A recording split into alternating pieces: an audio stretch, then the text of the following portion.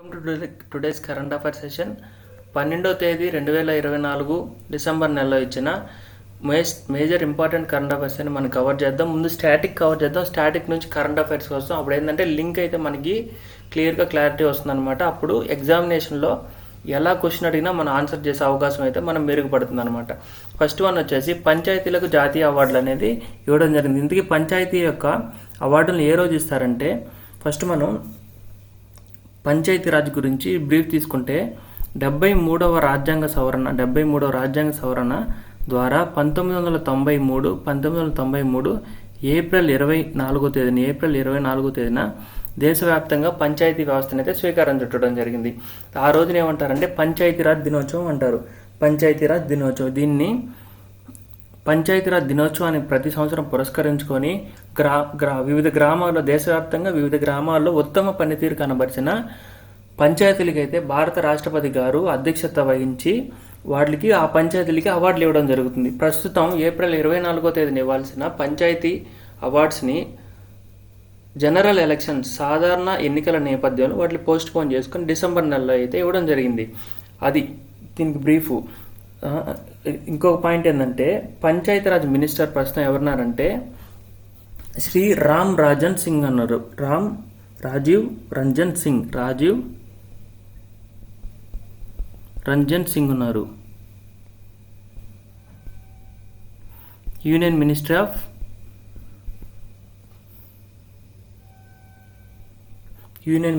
Panchayati Raj. Andhra Pradesh Panchayati Raj minister ఎవరున్నారంటే పవన్ కళ్యాణ్ గారు. అది అందరికి తెలిసిందే. పోతే ఈయన పంచాయతీరాజ్ యొక్క దీనికి సంబంధించి ఇంకో బిట్ ఏంటంటే, పంచాయతీరాజ్ పితామహుడు, భారతదేశం యొక్క పంచాయతీరాజ్ పితామహుడు అని ఎవరిని అంటారంటే బల్వంత్ రాయ్ మెహతా అంటారు. దీని గురించి చెప్తా పోతే క్లాస్ అంతా అయిపోతుంది. ప్రస్తుతానికి కరెంట్ అఫైర్స్కి వచ్చేస్తాను నేను. బల్వంత్ రాయ్ మెహతా అని ఏమంటారు? పంచాయతీరాజ్ యొక్క పితామహుడు అంటారు. 73వ రాజ్యాంగ సవరణ 1993 ఏప్రిల్ 24న ఎస్టాబ్లిష్ అయింది. ప్రజెంట్ ఎవరున్నారంటే పంచాయతీరాజ్ మినిస్టర్ రాజీవ్ రంజన్ సింగ్ గారు ఉన్నారు.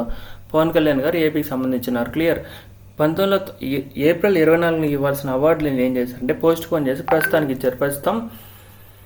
ప్రస్తుతం ఆంధ్రప్రదేశ్ సంబంధించి చిత్తూరు జిల్లా బొమ్మ సముద్రానికి, అనకాపల్లి జిల్లా న్యాయంపూడికి, అనకాపల్లి జిల్లా తగరంపూడికి, కృష్ణా జిల్లా ముప్పాలకి 4 గ్రామాలకు గాను ఆంధ్రప్రదేశ్లో పంచాయతీరాజ్ అవార్డులు అయితే ఇవ్వడం జరిగింది. అది ఆర్టికల్ నెంబర్ 1.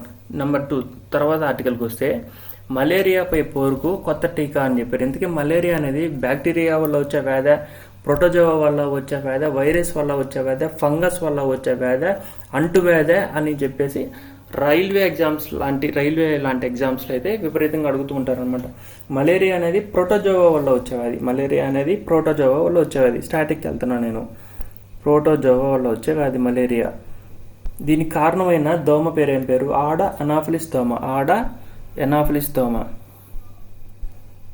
ఇది కూడా ఇంపార్టెంటే. ఆడ ఎనాఫిలిస్ దోమ. WHO 2024లో ఏ కంట్రీనైనా మలేరియా ఫ్రీ కంట్రీగా ప్రకటించిందా లేదో కూడా మనం చూసుకోవాలి ఎగ్జామినేషన్స్కి వెళ్ళే ముందర. ఇటీవల కాలంలో WHO మలేరియా ఫ్రీ కంట్రీగా ఏ దేశాన్ని ప్రకటించింది అంటే 2024 మొత్తం మనం రివిజన్ చేసుకునేటట్లయితే 2024లో 2 కంట్రీస్ని అయితే ప్రకటించింది అనమాట. కంట్రీ నెంబర్ 1 వచ్చేసి క్యాబో క్యాబో వర్డే VERTE క్యాబో వర్డేని. రెండో కంట్రీ వచ్చి ఈజిప్ట్ని. 2 ఇంపార్టెంట్ కంట్రీసే. ఎన్ని కంట్రీస్ని 2024 అంటే 2 కంట్రీస్, క్యాబో వర్డే మరియు ఈజిప్ట్. 2 కంట్రీస్ని 2024లో ఎవరు ప్రకటించారు? WHO ప్రకటించింది. ఇవి కూడా ఇంపార్టెంట్ అవుతాయి. ఓకే. ఈ మలేరియా ఆడెనాఫిలిస్ దోమ వల్ల వస్తుంది, ప్రోటోజోవా వల్ల వస్తుంది. WHO 2 కంట్రీస్ని అయితే మలేరియా ఫ్రీగా వచ్చిందన్నమాట. ఈ మలేరియా పోరుపై కొత్తగా ఒక టీకాని కనుగొన్నారు. అది సైంటిఫిక్గా కూడా మంచి ఫలితాలను సూచిస్తుందని చెప్పి ఈనాడులో అయితే ఒక ఆర్టికల్ ఇచ్చారు. Science and technology point of వ్యూలో దీనికి సంబంధించి కొంచెం ఇంపార్టెంట్ అవుద్ది రాబోయే ఎగ్జామ్స్లో. ఆ వ్యాక్సిన్ పేరు ఏం పేరు? కొత్తగా కనిపెట్టిన టీకాకి ఏం పేరు పెట్టారంటే RH5.1/Matrix-M. ఏం పేరు? RH5.1 Matrix-M. చాలు. ఇది ఈ ఆర్టికల్ సంబంధించిన స్టాటిక్ ప్లస్ కరెంటు. తర్వాత సేంద్రీయ విప్లవం సుదూరం అని చెప్పేసి ఈనాడులో ఎడిటోరియల్ ఆర్టికల్స్ ఇచ్చారు. ఈనాడు ఎడిటోరియల్ ఆర్టికల్స్ ఏంటంటే యూపీఎస్సీ మెయిన్స్ ప్రిపేర్ అయ్యే వాళ్ళు కూడాను వీటిని గ్యాదర్ చేసుకొని వాళ్ళ మెటీరియల్ నోట్బుక్స్లో అయితే యాడ్ చేసుకుంటూ వస్తారనమాట. అంత డెప్త్గా ఉంటుంది ఈనాడు ఇన్ఫర్మేషన్ అనేది. మనం కూడా దానికి సంబంధించి ఒక గ్లాన్స్ అయితే చూడాల్సిన అవసరం అయితే ఎంతైనా ఉంది. సేంద్రీయ విప్లవం సుదూరం అని చెప్పి మోడీ ప్రభుత్వం జీరో బడ్జెట్ ఫార్మింగ్ని ప్రోత్సహించేందుకు ఏ పథకాన్ని తీసుకొచ్చింది? పరంపరాగత్ కృషి వికాస్ మిషన్ తీసుకొచ్చింది. దీనివల్ల ఉపయోగం ఏంటంటే దీని యొక్క అర్థము లేదా ఉపయోగం ఏంటంటే దేశవాళీ వంగడాలను పరీక్షించే వారికి పురస్కారాలను ప్రదానం చేయడం, ప్రకృతి సేద్యాన్ని ఏటా నిధులు కేటాయించడం వంటి చర్యలు చేపడుతోంది. ఇవన్నీ ప్రభుత్వ ఉద్దేశాన్ని తెలియజేస్తున్నా దేశంలో సేంద్రీయ వ్యవసాయ విప్లవాన్ని తీసుకురావడానికి రాజకీయ సంకల్పం ఒకటే సరిపోదు, అంతకు మించి చేయాల్సి ఉంది. ఏమేం చేయాలి, ఎలాంటి డిసిషన్స్ తీసుకోవాలని చెప్పి కింద అయితే చాలా డీటెయిల్గా అనాలిసిస్ అయితే ఇచ్చారు. మనం కాంపిటేటివ్ ఆస్పిరెంట్గా ఎగ్జామినేషన్ ఓరియంటెడ్గా మనం ప్రిపేర్ అయ్యేటప్పుడు జీరో బడ్జెట్ ఫార్మింగ్ని అభివృద్ధి చేసేందుకు ప్రోత్సహించేందుకు గాను ఏర్పాటు చేయబడిన స్కీమ్ పేరు ఏం పేరు అని అడుగుతారు. ఫస్ట్ వన్ ఏం పేరు? దాని పేరు పరంపరాగత్ కృషి వికాస్ మిషన్ అంటారు.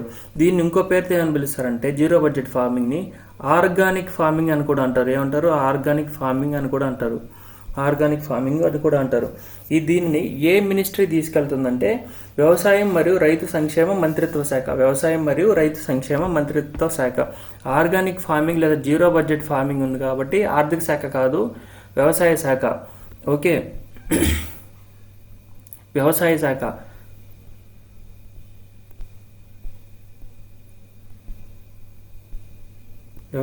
అయితే దీన్ని లీడ్ చేస్తుంది. ఇలాంటిదే మనకి 1960వ దశాబ్దంలో హరిత విప్లవం అనేది వచ్చింది. గ్రీన్ రెవల్యూషన్ అంటారు. గ్రీన్ రెవల్యూషన్ గురించి కూడా ఒక 4 పాయింట్లు అయితే నేర్చుకుందాం. గ్రీన్ రెవల్యూషన్ ఏ ఇయర్లో వచ్చింది? 1967, 66, 67లో వచ్చింది. 1966, 67 అయితే వచ్చింది. ఇంపార్టెంట్. నెంబర్ ఆఫ్ ఎగ్జామ్స్లో అడుగుతున్నారు. టాపిక్ వచ్చింది కాబట్టి రివిజన్ చేస్తున్నాం మీకు పనిగా. గ్రీన్ రెవల్యూషన్ ఎప్పుడు వచ్చింది? దశాబ్దం అయితే 1960వ దశాబ్దంలో. 1966, 1967లో వచ్చింది. ఫాదర్ ఆఫ్ గ్రీన్ రెవల్యూషన్ అని ఎవరిని అంటారంటే నార్మన్ బొర్లాంగ్ అంటారు. బొర్లాంగ్ అంటారు. ఈయన మెక్సికో సంబంధించిన వ్యక్తి. ఈయన ఏమంటారంటే ఫాదర్ ఆఫ్ గ్రీన్ రెవల్యూషన్. భారతదేశంలో ఫాదర్ ఆఫ్ గ్రీన్ రెవల్యూషన్ అని ఎవరిని అంటారంటే ఎంఎస్ స్వామినాథన్ అంటారు. ఎంఎస్ నారాయణ కాదు, ఎంఎస్ స్వామినాథన్.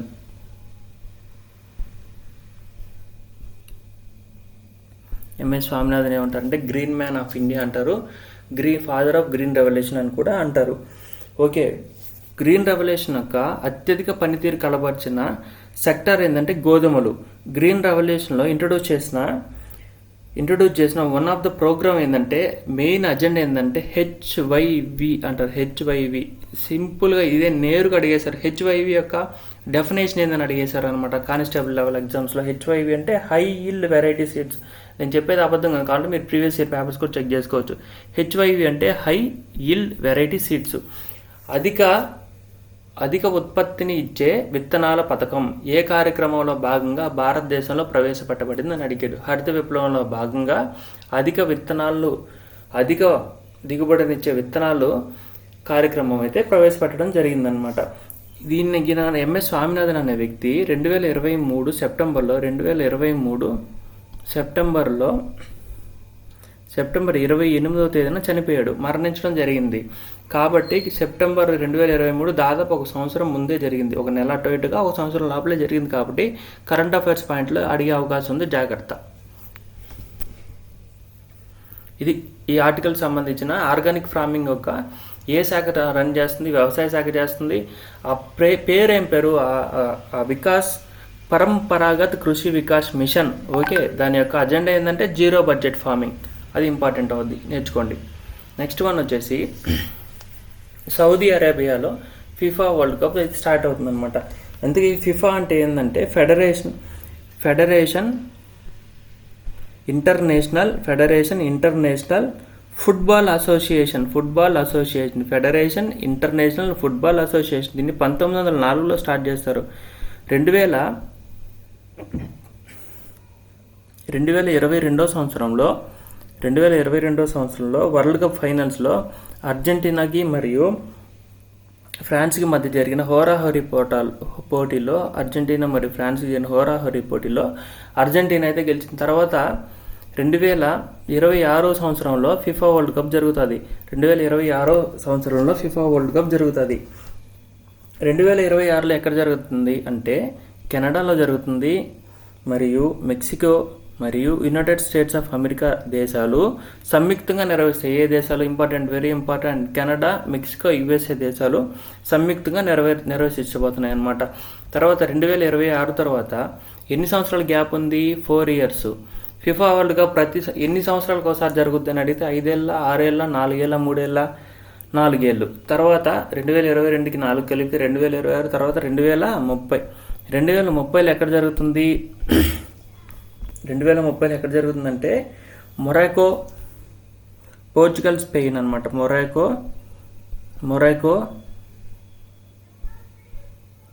పోర్చుగల్,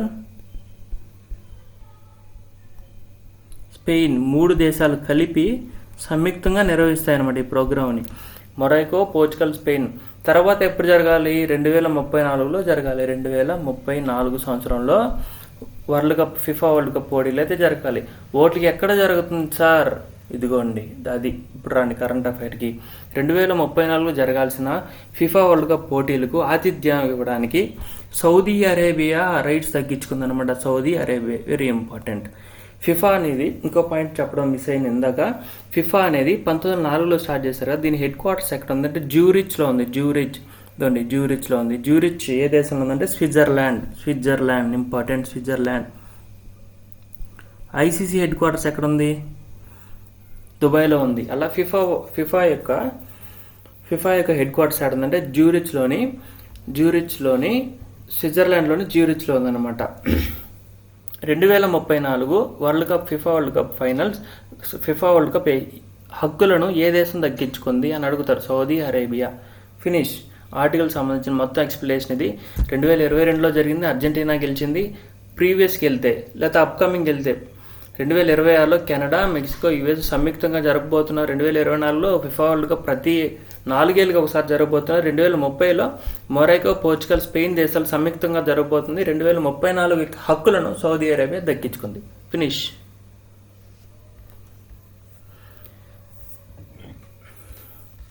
ఇటీవల కాలంలో వార్తల్లో నిలిచిన వ్యక్తులలో సిరియా యొక్క మాజీ అధ్యక్షుడు బషర్ అల్ అసద్ గారు పారిపోయి రష్యాకి వెళ్ళాడు అనమాట. రష్యా దేశానికి వెళ్ళాడు. ఆయన పేరు Bashar al Asad.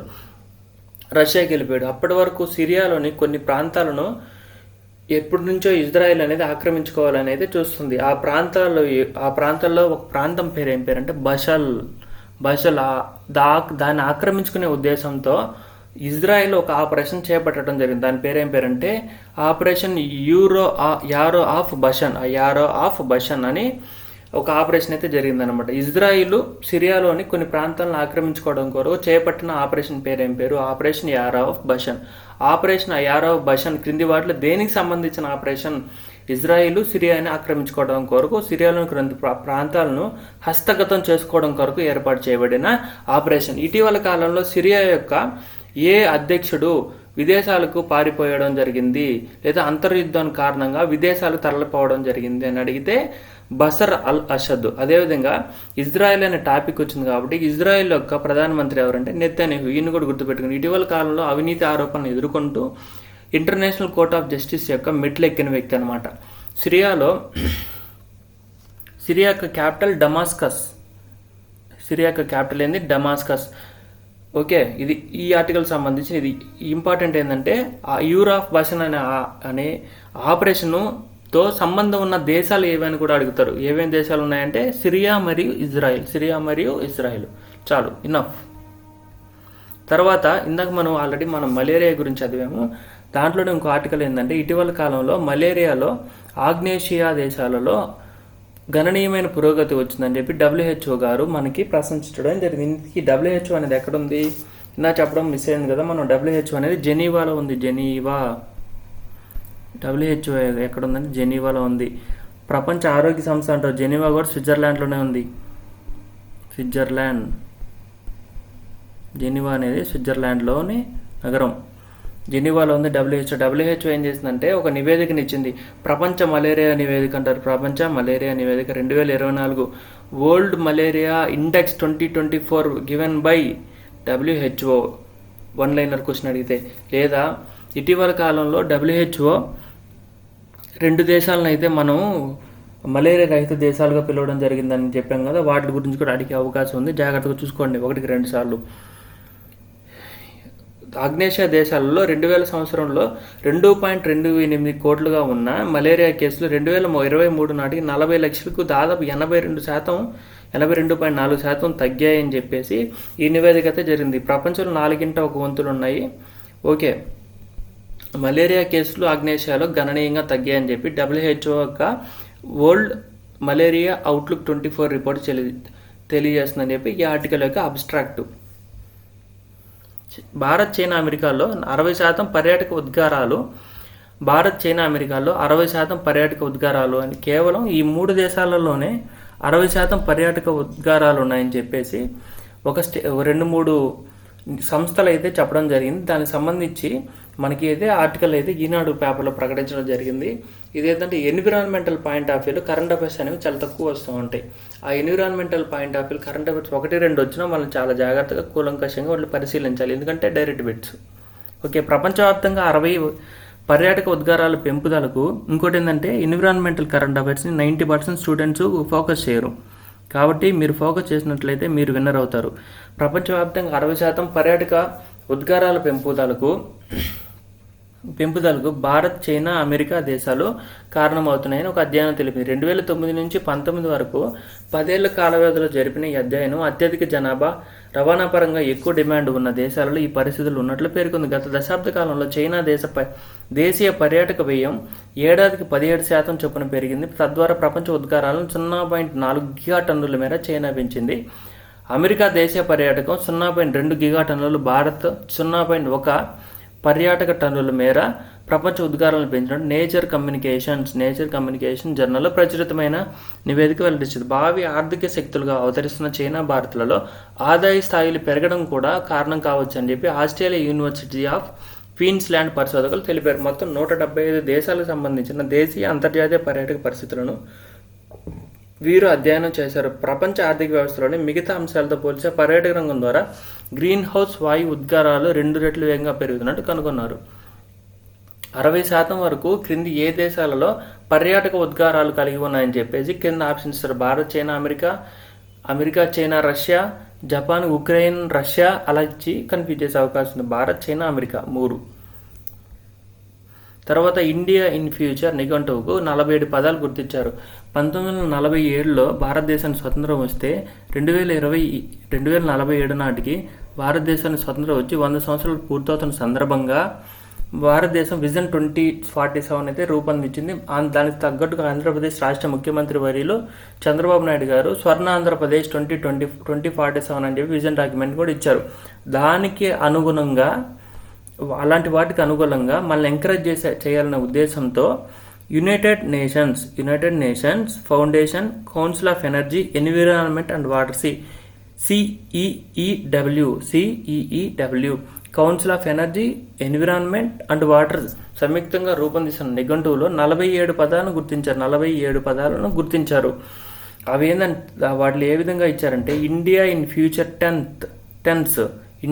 Future tense 47 words for 2047 పేరుతో రూపొందిస్తున్న నిఘంటువులో బ్లూ కార్బన్, కల్చరల్ లామిక్స్, డిజిటల్ నోమాడ్, 15 మినిట్ సిటీ, ప్లాక్స్ వంటి 47 పదాలు చోటు తగ్గించుకున్నాయి. భారతావనికి స్వేచ్ఛ లభించి 100 ఏళ్ళైన పూర్తి సమయంలోకి ఎలాంటి పోకడలు ఉంటాయి, దేశ ప్రయాణాన్ని నిర్వచించే విలువలు వంటి అంశాలను ఈ నిఘంటువు గుర్తిస్తుందన్నమాట. 2047 నాటికి సుస్థిరమైన, సుసంపన్నమైన భారతదేశం సాధించడానికి అవసరమైన జ్ఞానం, భాష, యువతను మరింత శక్తివంతులు చేయడానికి దీన్ని రూపొందిస్తున్న కాలక్రమంలో మనం ముందుకు సాగుతున్నప్పుడు జీవన వాతావరణాన్ని తెలియజెప్పేందుకు కొత్త నామవాచకాలు, క్రియ, పద సంబంధాలు తప్పనిసరి అని నిఘంటువులు వివరణలో పొందుపరిచారు. అందులో చేర్చిన పదాల్లో gamification, gender bonds, heritage hubs, jugaad, robocare వంటి పదాలు మొత్తం 47 పదాలు ఉన్నాయి. దీన్ని ఎవరిచ్చారంటే యునైటెడ్ నేషన్స్ CEEW వారు ఇచ్చారు. ఇంపార్టెంట్ అవుతుంది. యునైటెడ్ నేషన్స్ సంబంధించి CEEW వారు ఇచ్చారు. మొత్తం ఎన్ని పదాలు? 47 పదాలు. నెక్స్ట్ IMDbలో కలికిత అగ్రస్థానం అని చెప్పేసి ఒక ఆర్టికల్ అయితే ఇచ్చారు. ఇది సినిమాకి సంబంధించి కాబట్టి మనం చివరిలో చూద్దాం. దీనికి సంబంధించి ప్రభాస్ ఓకే. జీడిపి వృద్ధి రేట్లో ఫోర్కాస్ట్ 2025లో జీడిపి వృద్ధి రేట్లు ADB అని ఉంది. ADB అంటే ఏషియన్ డెవలప్మెంట్ బ్యాంక్. దీని హెడ్ క్వార్టర్స్ మనీలా, ఫిలిప్పీన్స్ రాజధాని మనీలా ఉంది. ఇది 7% ఉంటుంది అని చెప్పి 2024-25లో 7% గ్రోత్ రేట్ అయితే ఉందని చెప్పి ఫోర్కాస్ట్ చేసింది. దాన్ని ఏం చేసిందంటే 6.5% తగ్గించింది అనమాట. 6.5% అయితే తగ్గించింది అనమాట. అది అదేవిధంగా IMF కూడా ADB 6.5% అన్నాం కదా. ఇప్పుడు IMF ఉంది. ఇదే ఆర్టికల్ సంబంధించిన ఇంకొక సంస్థ IMF, ఇంటర్నేషనల్ మానిటరీ ఫండ్ కూడాను 7% ఉంటుంది అని చెప్పి చెప్పిందనమాట. అది వరల్డ్ బ్యాంక్ కూడా 7% ఉంటుంది. 2024-25లో ఇండియా యొక్క జీడిపి 7% ఉంటుందని చెప్తుంది అనమాట. నేను ఇక్కడ ఎందుకు ఇస్తున్నానంటే ఒకటేసారి రివిజన్ అయిపోతాయి. రేపు ఇండియన్ ఎకానమీ గ్రూప్ 2లో Indian economy point of view ఇవన్నీ ఒకటేసారి అడిగే అవకాశం ఉంటుంది. కాబట్టి మోర్గాన్ స్టాన్లీ సంస్థ ప్రకారం భారతదేశం యొక్క జీడిపి ఎస్టిమేట్స్ ఎంత ఉంటాయి? 6.3% ఉంటాయి. అదేవిధంగా ICICI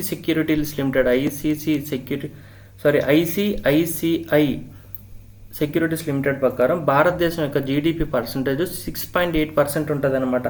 S&P అనే ఒక ఆర్గనైజేషన్ ఉంది, ఇంటర్నేషనల్. దీని ప్రకారం జీడిపి ఫోర్కాస్ట్ 6.8% ఉంటుంది అని చెప్పడం జరిగింది. ఇప్పుడు ADB యొక్క రిపోర్ట్ సంబంధించి ఆర్టికల్ ఇచ్చారు ఈనాడు పేపర్లో. దాన్ని చదివే ప్రయత్నం చేద్దాం. ప్రస్తుత ఆర్థిక సంవత్సరం 2024-25లో భారత జీడిపి వృద్ధి రేటు 6.5%కి పరిమితం కావచ్చునని ADB సూచించింది. ఇంతకుముందు వృద్ధి రేటు 7%గా ఉండొచ్చని ADB అంచనా వేయగా తాజాగా కోత విధించింది. ప్రైవేటు పెట్టుబడులు ఇళ్ల గిరాకీ అంచనా కంటే తక్కువగా ఉండడం ఇందుకు కారణమని పేర్కొంది. వచ్చే ఆర్థిక సంవత్సరం 2025-26 వృద్ధి అంచనాలు కూడా 7.2% నుంచి 7%కి అయితే సవరించింది. అమెరికా వాణిజ్యం, ఇమ్మిగ్రేషన్ విధానాల మార్పు వల్ల ఆసియా పసిఫిక్ దేశాల వృద్ధిపై ప్రతికూలం అంటే నెగిటివ్ ప్రభావం పడవచ్చునని, ద్రవ్యోల్బణం కూడా పెరగవచ్చునని ADB అవుట్లుక్ తాజా ఎడిషన్లోని ADB అభిప్రాయపడింది. 2024లో ఏషియా పసిఫిక్ వృద్ధి రేటు 4.9% ఉండవచ్చని ADB అంచనా వేసింది. సెప్టెంబర్ అంచనాలో ఇది 5%గా ఉంది. ఓకే, ADB ఫోర్కాస్ట్ ఎంత అని అడుగుతారు గ్రూప్ 2లో. డైరెక్ట్ బిడ్డు, దీన్ని కన్ఫ్యూజ్ కాబాగండి. ఇంతకుముందు 7.5% ఉంది. ట్రంప్ అధికారంలో రావడం వలన మిగతా ఇతర అంశాల వలన దాన్ని అయితే తగ్గించడం జరిగింది. ఎంత శాతం తగ్గించిందంటే 6.5%. IMF అయితే 7% అట్టే ఉంచింది. వరల్డ్ బ్యాంక్ కూడా 7% ఉంది. ఈ 3 గుర్తుపెట్టుకొని చాలు. ఈనాడు పేపర్లో కొన్ని ఇంపార్టెంట్ కరెంట్ అఫైర్స్ని అయితే మాదిరి ప్రశ్నల రూపంలో అయితే ఇవ్వడం జరిగింది. వాటిని పరిశీలించినట్లయితే 2024 సంవత్సరానికి భారత్లో అత్యున్నతమ బ్యాంకర్గా గ్లోబల్ ఫినాన్స్ మ్యాగజైన్ ఏ బ్యాంకుకు పురస్కారం ప్రదానం చేసింది అనే క్వశ్చన్ అడిగి, దీనికి ఆన్సర్ వచ్చి state bank of India chairman ఎవరంటే CS శెట్టి గారు ఉన్నారు. స్టేట్ బ్యాంక్ ఆఫ్ ఇండియా చైర్మన్గా CS శెట్టి గారు 2024లో నియమితులయ్యారు. కాబట్టి వారి గురించి కూడా మీరు ఒకసారి చూసుకోండి. ఏం పేరు? స్టేట్ బ్యాంక్ ఆఫ్ ఇండియా యొక్క చైర్మన్ గారు CS శెట్టి గారు. సెంట్రల్ విజిలెన్స్ కమిషన్, దాన్ని మనం ఏమంటామంటే CVC, తాజాగా దేశవ్యాప్తంగా విజిలెన్స్ అవేర్నెస్ వీక్ని ఎప్పుడు నిర్వహించింది? విజిలెన్స్ అవేర్నెస్ వీక్ని ఎప్పుడు నిర్వహిస్తుంది అంటే 28 అక్టోబర్ నుంచి నవంబర్ 3 వరకు నిర్వహించిందనమాట. వరల్డ్ జస్టిస్ ప్రాజెక్ట్ రూపొందించిన రూల్ ఆఫ్ లా ఇండెక్స్ 2024లో నేను నివేదికలు, సూచికలకు సంబంధించి ఒకటే దగ్గర క్లారిటీగా ఒక వీడియో అయితే చేయడం జరిగింది. మీరు తప్పకుండా దాన్ని చూడండి. మీకు దీనికి సంబంధించి ఎక్స్ప్లెనేషన్ కూడా నేను అక్కడే ఇవ్వడం జరిగిందనమాట. ఇప్పుడు చూస్తే ఎన్నో స్థానంలో నిలిచింది world rule of law index 2024 ప్రకారం అంటే 79లో నిలిచింది.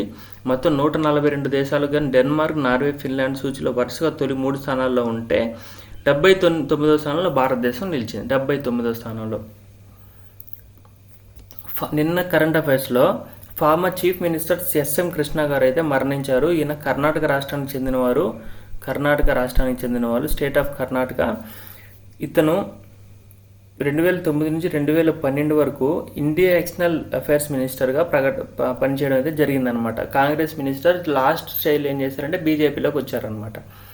తర్వాత క్యూఎస్ వరల్డ్ ర్యాంకింగ్స్లో 2020 సంవత్సరానికి గాను నిన్న 10 డిసెంబర్ 2024లో రిలీజ్ చేశారు. వాటిని నిన్నటి క్లాస్లో మనం డిస్కస్ చేసాం. వాటికి వస్తే Indian Institute of Technology IIT Delhi has secured top position among India యూనివర్సిటీస్లో 171వ స్థానం, ప్రపంచవ్యాప్తంగా 171వ స్థానం. భారతదేశ యూనివర్సిటీల్లో మొదటి స్థానం దేనికి వచ్చిందంటే ఐఐటి ఢిల్లీకి వచ్చిందనమాట. అదేవిధంగా the second position has been secured by IIT Kharagpur, rank 202 globally. IIT Bombay third spot with 234th rank. Okay. తర్వాత వెటరన్ ఎకాలజిస్ట్ మాధవ్ గాడ్గిల్ గారు ఛాంపియన్స్ ఆఫ్ ద ఎర్త్ 2024 అవార్డుని అయితే దక్కించుకున్నారు. ఛాంపియన్స్ ఆఫ్ ద ఎర్త్ అవార్డుని ఎవరు ఇస్తారంటే యుఎన్ఈపీ ఇస్తుంది. యునైటెడ్ నేషన్స్ ఎన్విరాన్మెంట్ ప్రోగ్రామ్ ఇస్తుందన్నమాట. వెరీ ఇంపార్టెంట్, ఇది చాలా ఇంపార్టెంట్ ఆర్టికల్. కన్ఫర్మ్ బిట్ దీంట్లో 2024 ఛాంపియన్స్ ఆఫ్ ద అవార్డ్ ఎవరికి లభించిందంటే మాధవ్ గాడ్గిల్ గారికి లభించింది. ఇంకో విధంగా అడగద్దు, ఛాంపియన్స్ ఆఫ్ ద ఎర్త్ అవార్డుని ఏ సంస్థ క్రింది వాటిలో పేర్కొన్న వాటిలో ఏ సంస్థ అందిస్తుందని అడుగుతారు. UNEP, United Nations environmental programme అయితే ఇవ్వడం జరుగుతుంది అనమాట. ఓకే. 2024లో ఇండియా మొత్తం మీద ఈయనే ఉన్నారనమాట. ఎవరు? మాధవ్ గాడ్గిల్ గారు కేరళలోని వైనాడ్లో వచ్చిన ఇటీవల కాలంలో సంభవించిన భూకంపం లేదా తుఫానుకి సంబంధించి చాలా ముందుగానే సూచనలు చేశారు. గాడ్గిల్ ప్లాన్ ఫెయిల్ కావడం వల్లనే వైనాడ్లో ఆ సిచ్యువేషన్ వచ్చిందని కూడా ఒక అపోహ అయితే ఉందన్నమాట. ఆ రిపోర్ట్ కూడా important. Human rights day is observed on 10th December. మొన్న 10th డిసెంబర్ని ఏమంటామంటే అంతర్జాతీయ మానవ హక్కుల దినోత్సవం అంటాం. ఓకే. ఎప్పటి నుంచి దీన్ని జరుపుకుంటారు? ఎందువల్ల జరుపుకుంటారంటే యునైటెడ్ నేషన్స్ జనరల్ అసెంబ్లీలో మానవ హక్కుల ప్రకటనలు అయితే 1948 డిసెంబర్ 10న మానవ హక్కుల ప్రకటనలు అయితే చేయడం జరిగింది. దానికి అనుకూలంగానే ప్రతి సంవత్సరం డిసెంబర్ 10ని మానవ హక్కుల దినోత్సవం అయితే జరుపుకుంటాం. ఇప్పటి వరకు మనం ఈనాడు కరెంట్ అఫైర్స్ చూసాము. ఇప్పుడు సాక్షి కరెంట్ అఫైర్స్కి వెళ్తే అత్యంత వేడి సంవత్సరంగా కోపర్నికస్ యూనివర్సిటీ పక్క 2024 అయితే నిలిచింది. ఇది ఈనాడులో 2 రోజుల క్రితం కవర్ చేశారు.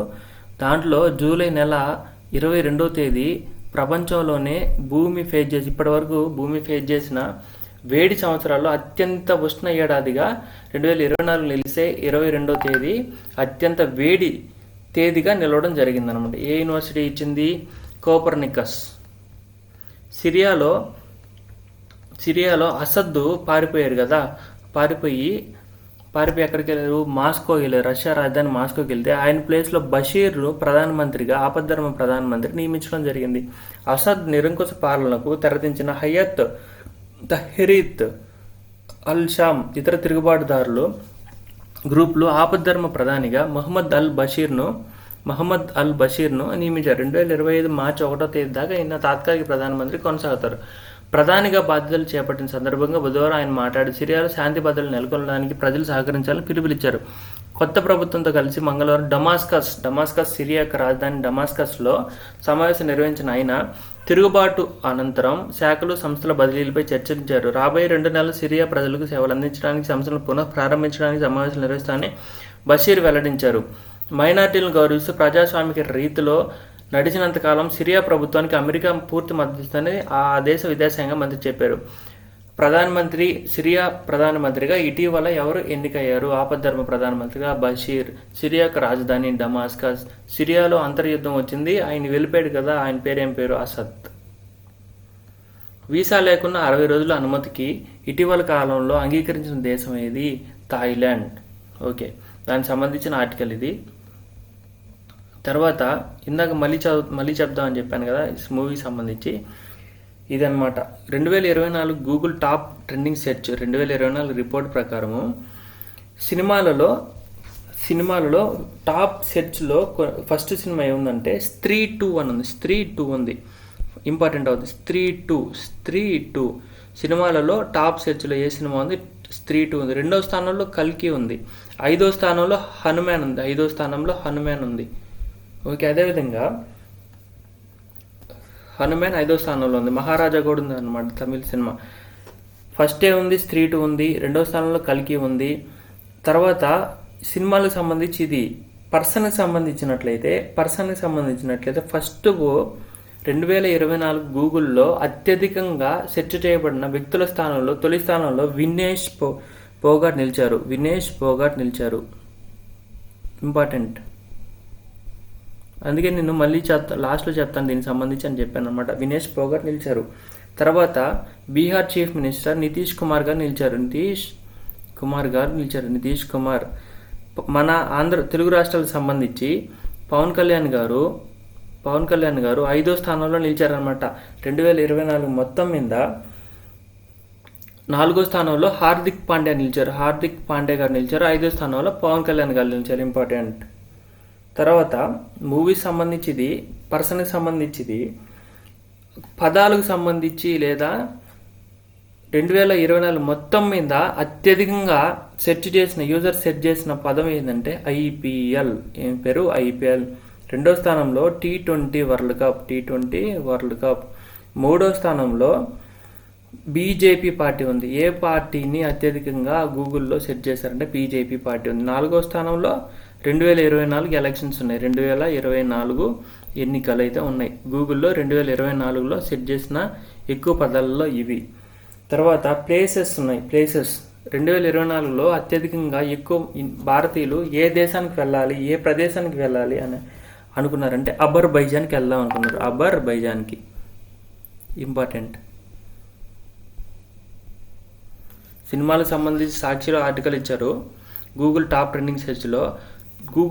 ట్రెండింగ్ సెర్చ్లో పర్సన్స్ కూడా మనం కవర్ చేసాం. హైయెస్ట్ పర్సన్స్ ఎవరంటే వినేష్ పోగాట్ అన్నాము. 2వ పర్సన్ అంటే నితీష్ కుమార్ అన్నాము. 4వ పర్సన్ హార్దిక్ పాండ్యా అని చెప్పాం. 5వ పర్సన్లో తెలుగు రాష్ట్రాలకు సంబంధించిన వ్యక్తి కాబట్టి హైలైట్ చేస్తూ పవన్ కళ్యాణ్ గారి పేరు అయితే చెప్పాం. సినిమాలలో స్త్రీ 2 అయితే హైయెస్ట్ సెర్చ్ అయితే చేశారు. 2వ హైయెస్ట్ అయితే కల్కి 2898 AD అని చెప్పాం. తర్వాత సలార్ కూడా ఉంది. 9వ ప్లేస్లో సలార్ సినిమా కూడా ఉంది. తర్వాత 5వ ప్లేస్లోనే ఏముందంటే హనుమాన్ ఉంది. సినిమాల గురించి చెప్పాము. తర్వాత ఏమంటారు వీటిని,